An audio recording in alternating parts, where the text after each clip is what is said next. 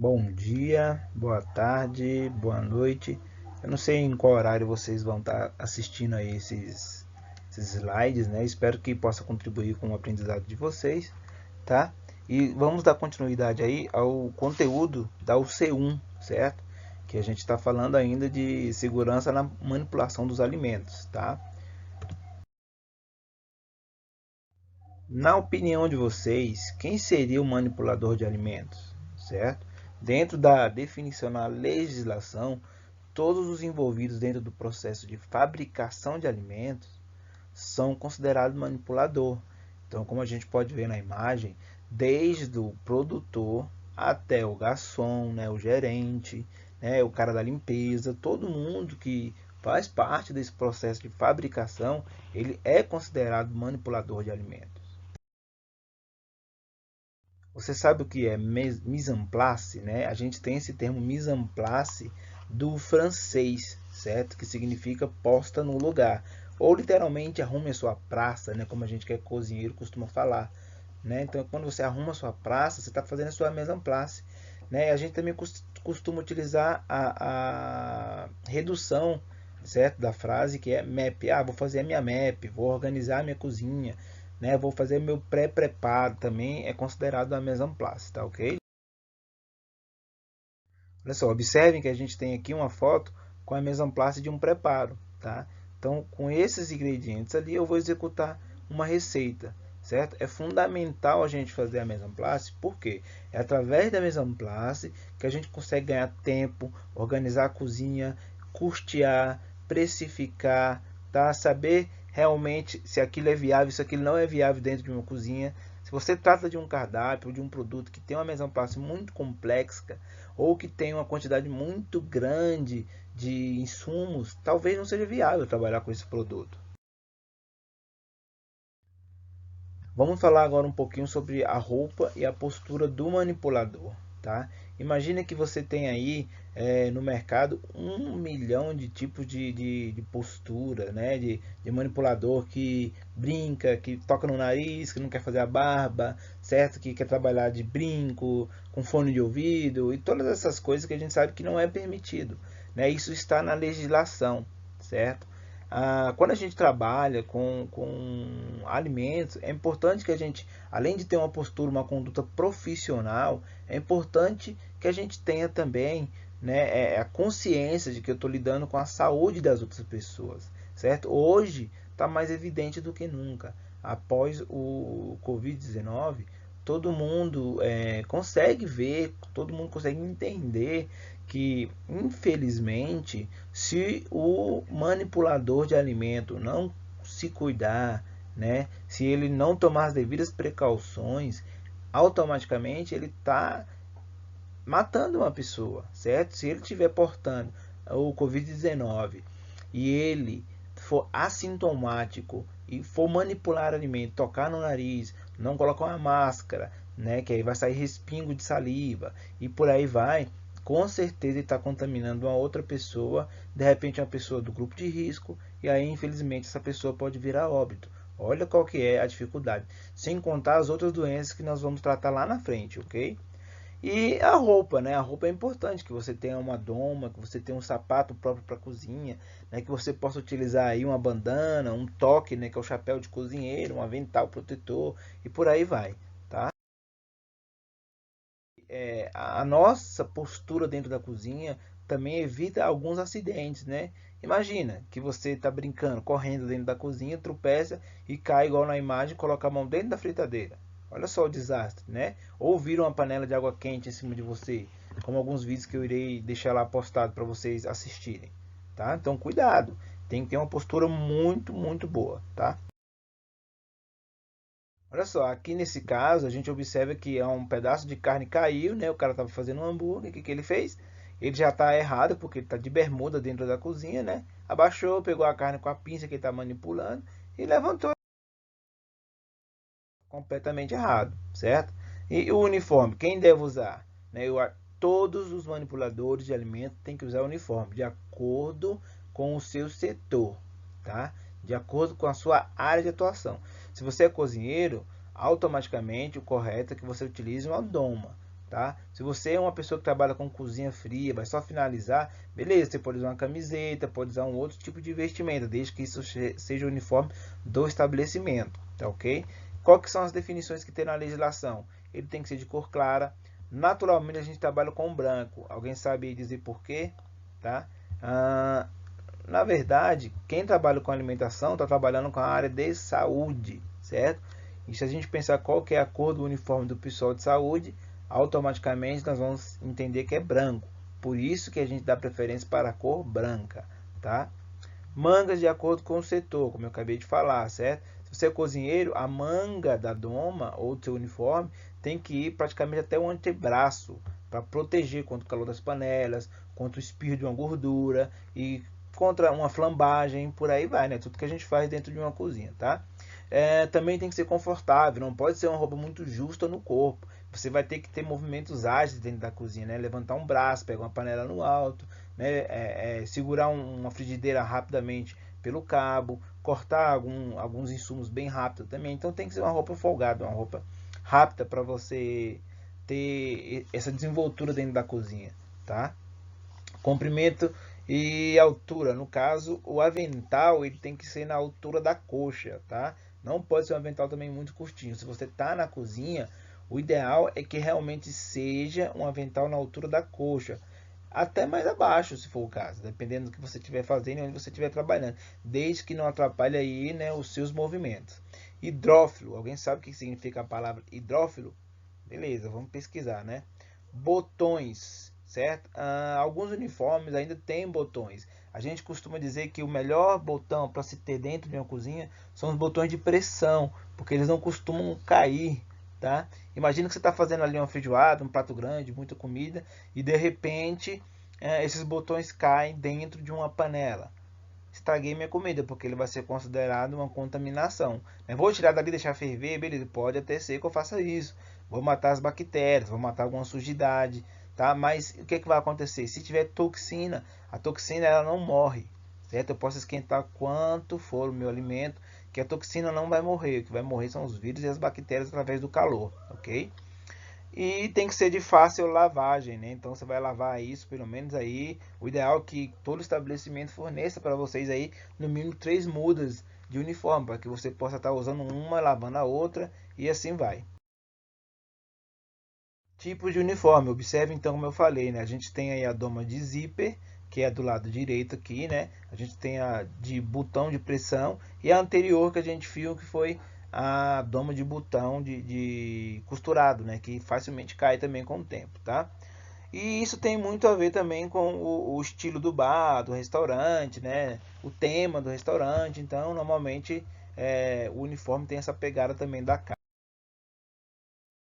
calça. Normalmente a gente usa essa calça com esse tecido aqui, né? Pé de pulo, que a gente chama, tá? É um tecido quadriculado e esse tecido ele é hidrófilo, né? Que é isso? É um tecido que absorve facilmente a água, tá? Então ele deixa o seu corpo respirar, certo?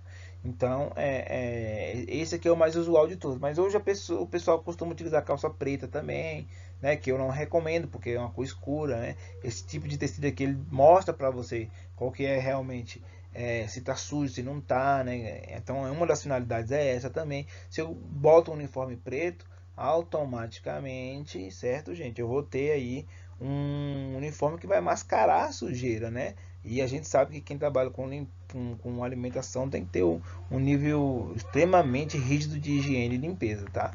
Então normalmente tem que ser de algodão, por quê? Porque o algodão, uma roupa 100% algodão, além de ser fácil a lavagem, tá? Ele é uma roupa que você não pega fogo, a gente chama, né? Diferente de alguns tecidos que a gente tem aí que são utilizados para fazer uniforme, né? Que são extremamente inflamáveis, então tem que ter cuidado, tá? E o comprimento adequado, ou seja, não pode estar pisando nessa calça, ela tem que estar ali cobrindo o peito do pé, certo? E a barra tem que estar acima do calcanhar.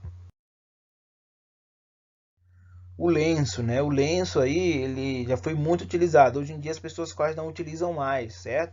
Mas para pessoas que trabalham em cozinhas que são demasiadamente quentes, né? O ideal é que se você soa muito, é que você tenha um lenço no pescoço, para que ele possa reter esse suor, certo? Que desce pela sua cabeça e aí ele para aí no lenço, na altura do pescoço, né? Não é para pegar esse lenço ali, as pontinhas do lenço e ficar passando na cara, não. Não é isso, certo, gente? O certo é que você deixe o lenço quieto e que ele faça o papel dele quando o suor escorrer, tá? Sapatos, né? Hoje a gente tem vários, uma infinidade de modelos de sapatos que são próprios para a cozinha, tá? Sendo que desde que a gente está vendo aqui no slide, esse preto e esse preto fosco são um dos melhores para você trabalhar, porque ele é leve, certo? Ele é antiderrapante, tá? E ele é anatômico, então você consegue trabalhar da melhor maneira com eles, tá?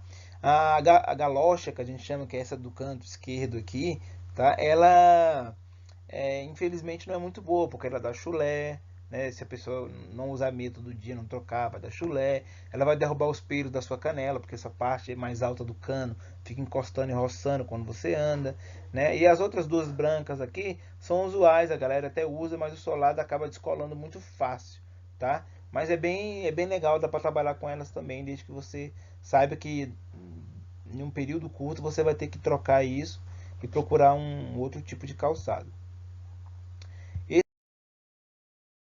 Que agora no slide, né, que é subsequente, eles são furados. Então a legislação ela não permite que você utilize um calçado furado na área de manipulação de alimentos. Ah, mas o garçom pode? Pode. Ele não está na área de manipulação, ele é manipulador, mas ele está numa área estrita do salão. Então ele pode usar um sapatinho igual esse marrom, igual esse azul, uma sapatilha, não tem problema. Tá? O que ele não pode é manipular o alimento dentro da área quente, certo? Com o sapato furado. Isso aí é proibido.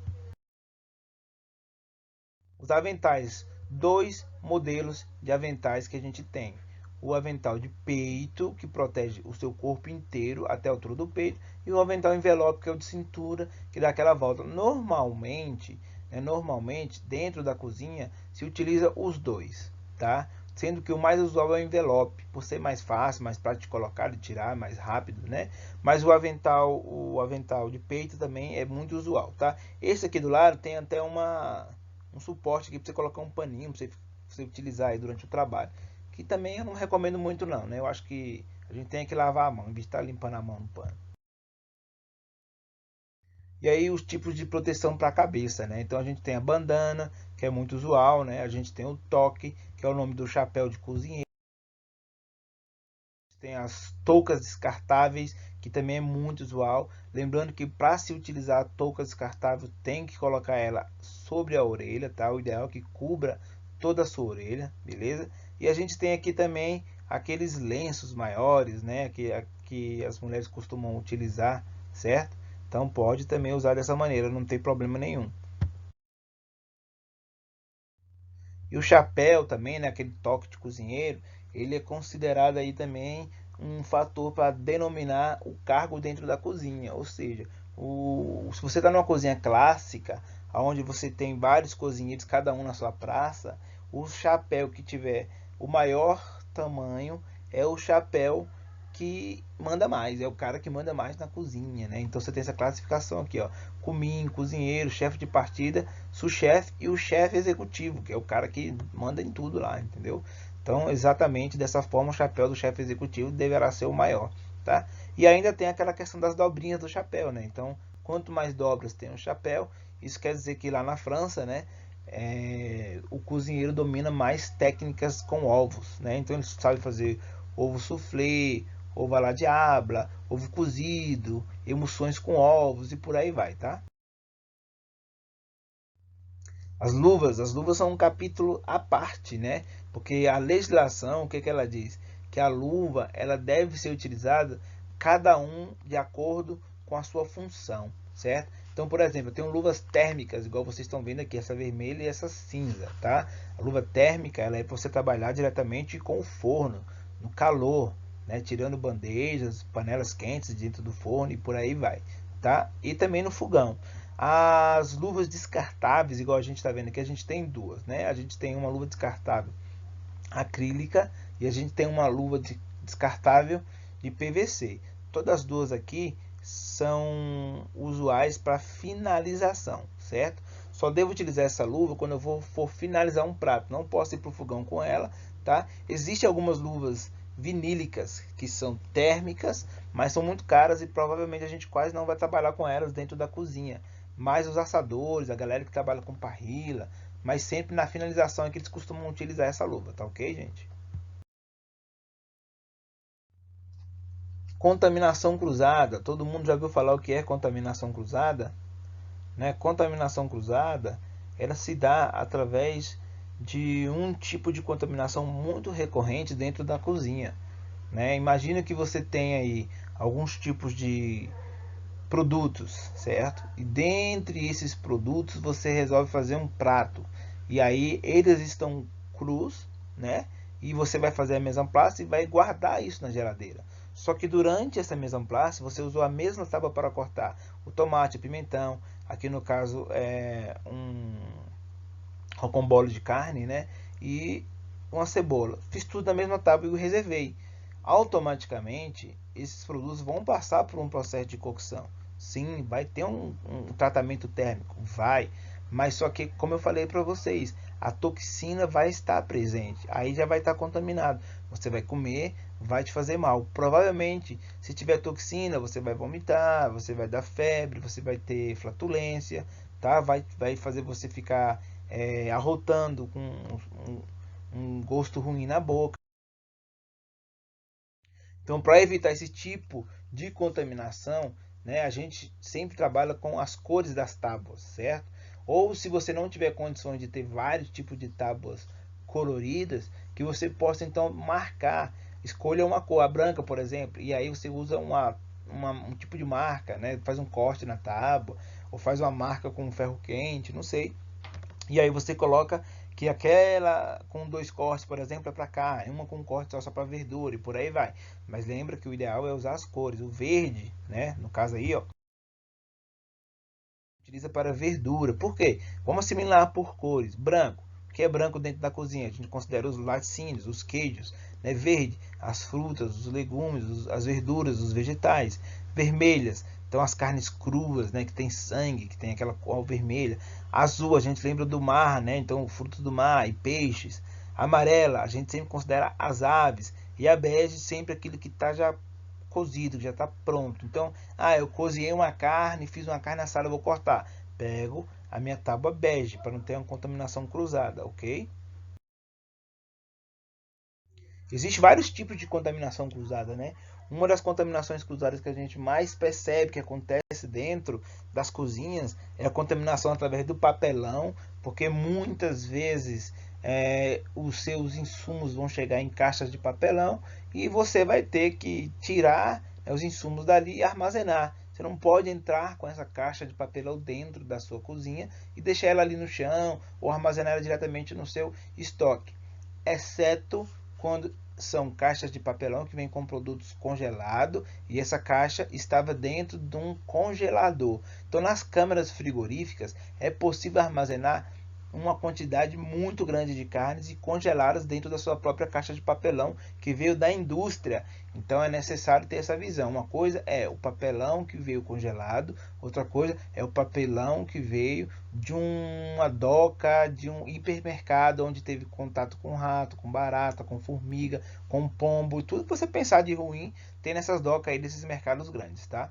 Então imagina aí que você vai ter também a contaminação cruzada dentro das grandes empresas. Então por que que se obrigou, por exemplo, que as empresas maiores fizessem com que os seus rótulos viessem não contém glúten ou contém traços de glúten, certo? Porque existia uma contaminação cruzada muito grande na indústria, aonde, olha só, se manipulava na mesma esteira, se manipulava na mesma máquina de beneficiamento, tá? O trigo, o milho, o feijão e por aí vai. Então, com isso, o que se tirava do trigo ali acabava deixando vestígios de trigo e ia contaminando o milho, o feijão e por aí vai. Então, o importante é que quando você for comprar ou você for utilizar alguma coisa sem glúten, que você tenha certeza que seja glúten. Ah, professor, então é possível fazer uma pizza sem glúten? É possível, desde que a sua cozinha nunca tenha manipulado farinha de trigo, certo?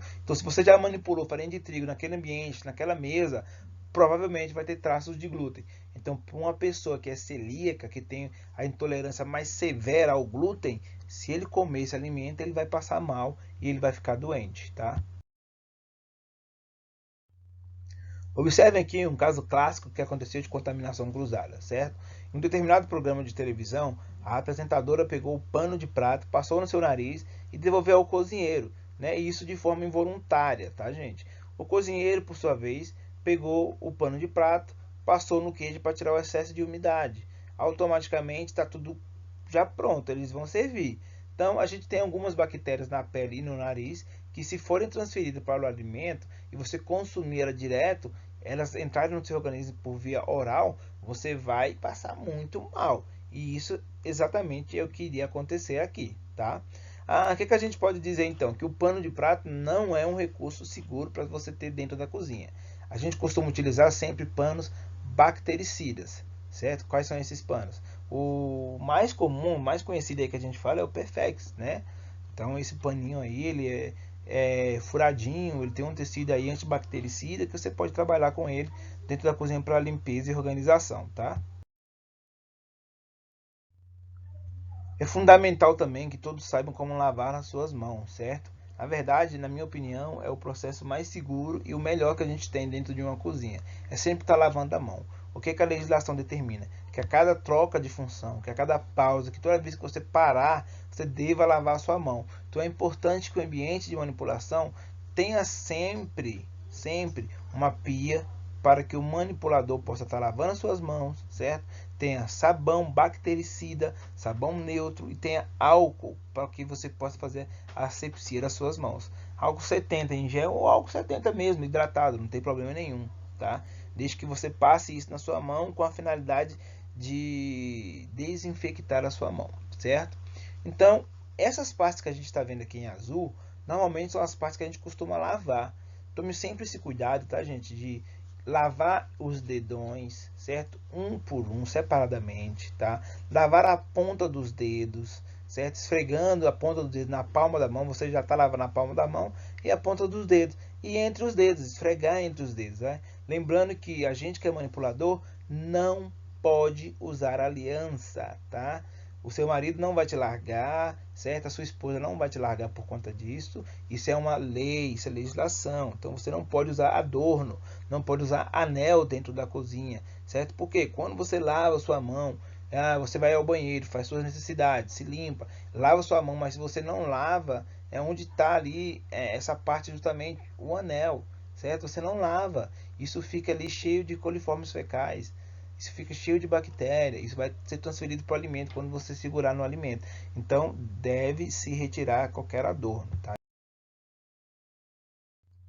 As máscaras, né? Agora a gente está vivendo uma nova realidade. Antes pós-Covid, né? As máscaras, elas não eram de uso obrigatório. Agora elas são obrigatórias.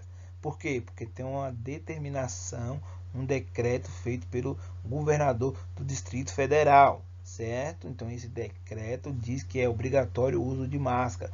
Agora a gente tem que ter muito cuidado para saber diferenciar o que é um equipamento de proteção individual e o que é simplesmente uma máscara caseira, uma máscara que não tem esse padrão de EPI, tá, gente? Então tem que ter esse cuidado aí, tá? As máscaras descartáveis a gente tem, né, utilizado aí há muito tempo, só que agora sumiu do mercado, né?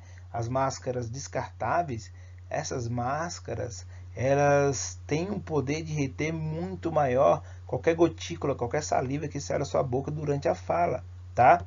Já as máscaras de pano, essas máscaras, ela não tem esse poder tão grande. Então por isso que ela não é considerada um EPI, ela é considerado como uma barreira apenas, tá? Então o EPI ele protege mesmo, certo? E a máscara de pano ela não tem essa proteção 100%, tá? Então, como a gente acabou de falar, né? A gente sabe que é obrigatório que vocês usem essa máscara, certo? E que vocês atendam à determinação do, do governador e do DF, né?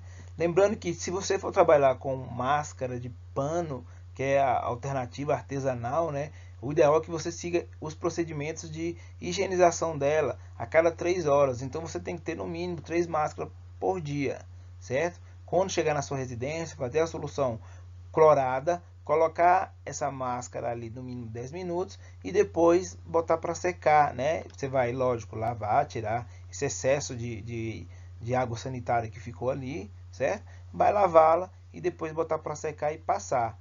Então é muito mais fácil usar a máscara descartável. Lembrando que a máscara descartável ela tem uma duração máxima de 2 horas, tá? Não é igual a essa que a gente está falando de pano, que pode ficar até 3 horas. Só que, gente, se você, quem já usou máscara e trabalhou de máscara, sabe muito bem que uma máscara com 40 minutos já está toda molhada, já está te incomodando, você está querendo tirar aquilo da cara, né? Então é difícil. Por isso a gente vai sugerir outro tipo de proteção logo mais.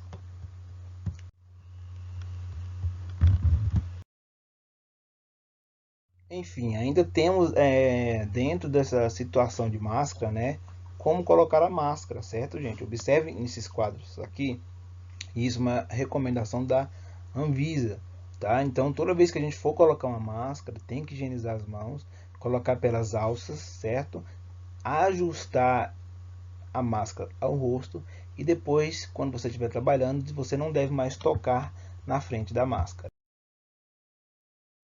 Tá? Qual o tipo de proteção que a gente sugere? Eu, quanto manipulador, como usuário de máscara e tudo mais, sugiro que a gente utilize o protetor facial. Na minha opinião, estamos caminhando para que esse tipo de protetor seja vendido em larga escala e que a maioria dos brasileiros que tiverem condições vão acabar optando por usar esse tipo de equipamento, tá, gente?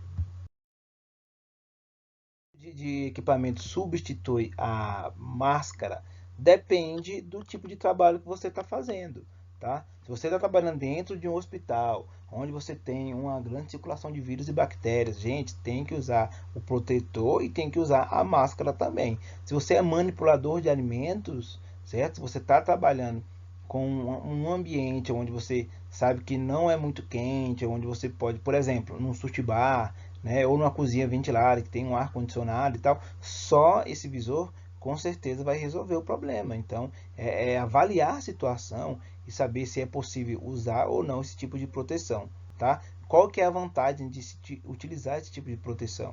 Primeiro, você consegue falar facilmente. Segundo, né, você vai apenas limpá-lo com um pano descartável, um papel descartável e colocar álcool 70. É muito mais simples, muito mais rápido, muito mais fácil, certo? Na minha opinião, deveria se ter desde o início divulgado esse tipo de proteção facial. Além do mais que vai proteger os seus olhos também, né? Lembrando que o vírus ele tem acesso pelos olhos, então tem que ter esse cuidado. Ali você protege a face.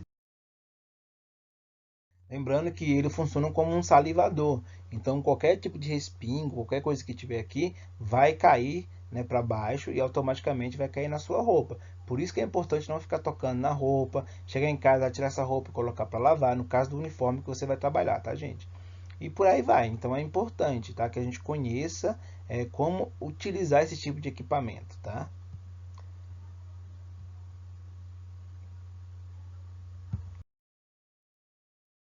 O Distrito Federal e o Brasil de forma geral adotou a máscara descartável, né? É uma coisa opcional. Eu acho que por se tratar de um produto que coloca uma barreira muito maior à saliva de fora, né, de quem está na sua frente e também de quem está falando, eu acho que tem uma função muito melhor, tá? Esse fazer aí, né, esses slides, tá? Vocês viram no slide anterior, né? Olha só, aqui a gente tem, né, algumas determinações com cuidados que a gente tem que ter com os manipuladores que vão voltar a trabalhar, certo? Então observar se está com febre, se essa pessoa tiver com dor de garganta, né, se essa pessoa tiver com o nariz entupido. Então é importante avisar ao seu supervisor técnico, ao seu gerente, ao dono do restaurante, que você está realmente aí tendo esse problema, né? Então você precisa avisar aos manipuladores que você também está com esse tipo de problema, né? Imagina, você vai trabalhar, aí você não fala nem para os seus colegas, você não fala para o gerente, não fala para ninguém, e automaticamente você está contaminando todo mundo, certo? Ou se teve algum caso também na sua família, você precisa relatar, tá? E isso é uma questão de cidadania, uma obrigação. Então, ó, tá só repetindo ali que eu acabei de falar naquela imagem, né? Então, quando a gente voltar a trabalhar, né, quando for liberado aí, realmente é preciso que você fale com o seu supervisor, né? E é preciso também que o seu restaurante ou o ambiente onde você trabalha lhe dê condições, né? Que tenha lá um termômetro para medir sua temperatura e por aí mais, né? Isso é exigência agora, né? Que a gente vai ter que cumprir. É uma nova realidade. A gente não vai ter mais aquele talvez daqui uns 5 anos, sei lá, 6 anos, volte a essa normalidade antes, pós-pandemia, né? Mas agora a gente não vai ter que viver essa nova realidade, tá? E aqui a nossa postura, né? Não falar, não tossir, não espirrar, não ficar brincando, cantando, assoviando, tudo de errado que a gente costuma fazer dentro de uma cozinha, a gente não pode fazer, né? Evitar tocar no nariz, nos olhos, né? Na boca, porque levar sempre em consideração as recomendações, certo, das legislações, no caso a RDC 216, né, e a nossa normativa 10, né, do DF, certo, que é que regulamenta aí toda essa questão da boas práticas de alimentação e fabricação, tá? A Anvisa emitiu no dia 7 de abril de 2020, né, a nota técnica, certo? Que tem as seguintes determinações que também estão vigentes dentro das nossas leis nacionais, tá, gente? Observem aqui que essa daqui, por exemplo, é um tipo de determinação que não se tinha, certo? Isso veio de acordo com o Covid. Então, como a gente tem essa questão agora de espaço, distanciamento, né? Então é preciso que não tenha aglomeração de pessoas. Então a gente vai respeitar o limite aí de 1 metro. Se no seu restaurante não tem como mover as cadeiras, você vai ter que fazer isso daqui. Então você vai delimitar o perímetro e automaticamente inutilizar aquelas cadeiras, colocando uma barreira, uma fita, alguma coisa, uma placa, né? Um aviso e por aí vai. No chão também é importante delimitar, né, mostrar, colocar ali um símbolo visual para que o seu cliente, enfim, ele possa ver que ele tem que manter um espaço e aquele espaço já está medido e tem ali para ele uma observação no chão, onde ele possa ficar a 1 metro de distância um do outro, né? No caso de um local onde você tem um autosserviço, você vai pegar comida congelada ou resfriar e tudo mais, é importante ter, né? A gente tem muito mercado que tem isso, né? Geladeiras onde você vai retirar as comidas e por aí vai. A gente tem também alguns tipos de lanchonete que tem esse tipo de serviço, alguns restaurantes, né? Eu acredito que quem mais vai sofrer agora com esse retorno é o restaurante self-service, né? Então eles vão ter que pensar numa maneira assim bem criativa para poder continuar tendo esse tipo de, né? Então é importante que o cliente possa ver também aí, né, esses anúncios, observe aí aviso, né? Então tem que ter o aviso bem claro, de forma chamativa para que o cliente possa ver também, tá? E certo? No caso de um restaurante onde tem mesas também, olha lá, é importante que, né, algumas mesas fiquem inativas para que as pessoas não possam sentar muito próximas uma da outra. Normalmente a gente sabe, né, os ambientes onde a gente costuma montar restaurante, onde a gente costuma trabalhar, o salão sempre é aproveitado da maior maneira possível para que você possa ter um aproveitamento melhor do espaço e consiga colocar o máximo de pessoas possíveis dentro do restaurante. Só que agora essa realidade mudou, né? Vamos ter que pensar, vamos ter que repensar esse tipo de situação, tá? Exceto em grupos familiares. Então é importante a gente entender também quando se entrar no seu restaurante ou no estabelecimento aí, né? No caso uma família, pai, mãe, filho, né? Mulher, esposa, avô, dá para identificar quando se trata de uma família, né? Então esses, como tem convívio já no mesmo ambiente, eles podem sentar no mesmo local sem ter esse distanciamento de 1 metro, tá ok? Uma das recomendações para que a gente possa voltar às atividades, né, é a higienização prévia antes do começo do trabalho, tá? Então é preciso que a gente faça essa higienização, que a gente lave todos os equipamentos, os utensílios, né? Então a gente tem que dar uma faxina antes de voltar a trabalhar. Outra coisa, essa diferença clara entre limpeza e desinfecção, tá, gente?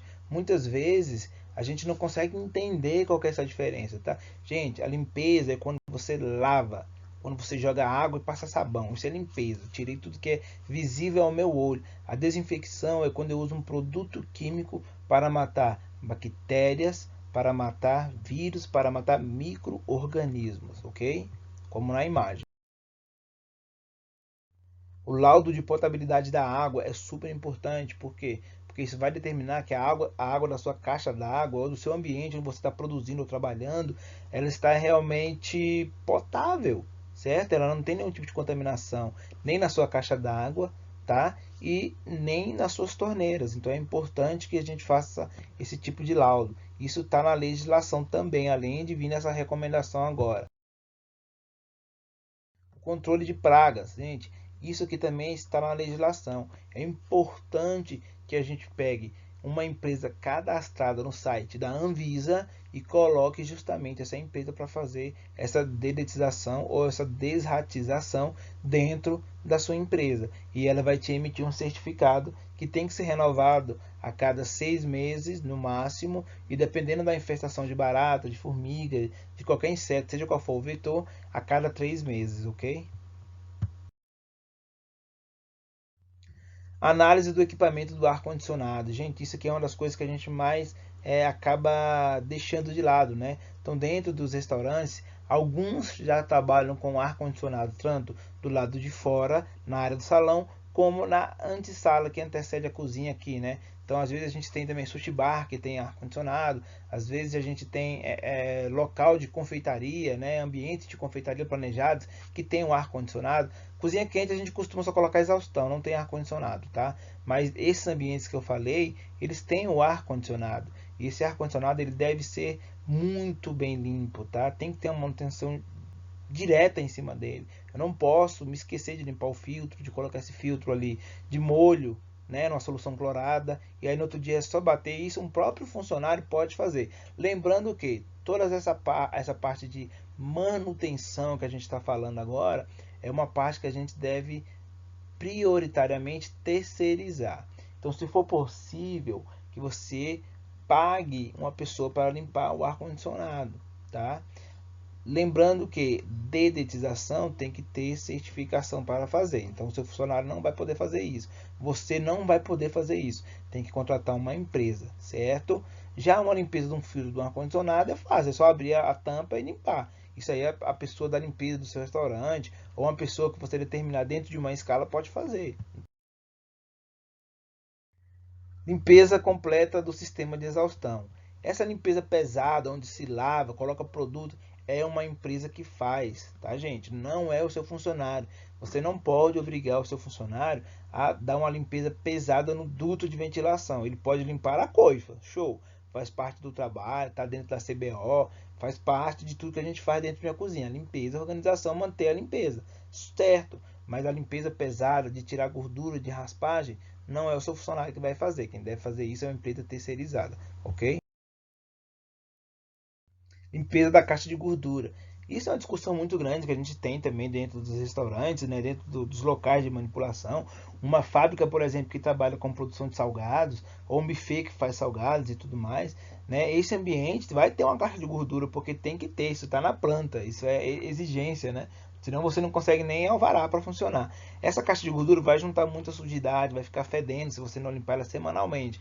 Então é uma caixa removível, onde você consiga que um funcionário seu, devidamente paramentado, com os equipamentos de proteção individual e de limpeza, faça essa limpeza semanal, e que você tenha uma limpeza periódica, certo? Com um ambiente fechado, onde vem uma empresa terceirizada para limpar todo o seu duto, para limpar tudo, para limpar toda a caixa de gordura e tirar, tá? O fornecimento de gás também é importante observar, né? Esse período que ficou fechado, que algumas mangueiras já estavam velhas, rachadas e tal, né? Então observar se tá tudo dentro do padrão, se não tem nenhum vazamento de gás, para não ter nenhum tipo de acidente pior lá na frente. Então é isso, eu quero deixar esses slides aqui para vocês. Eu vou deixar ele no formato de vídeo aula para vocês, slide narrado. Vou deixar também para vocês ele em PDF e vou deixar em PowerPoint para que vocês possam baixar e ter acesso ao conteúdo, tá ok? Então até logo, fiquem com Deus.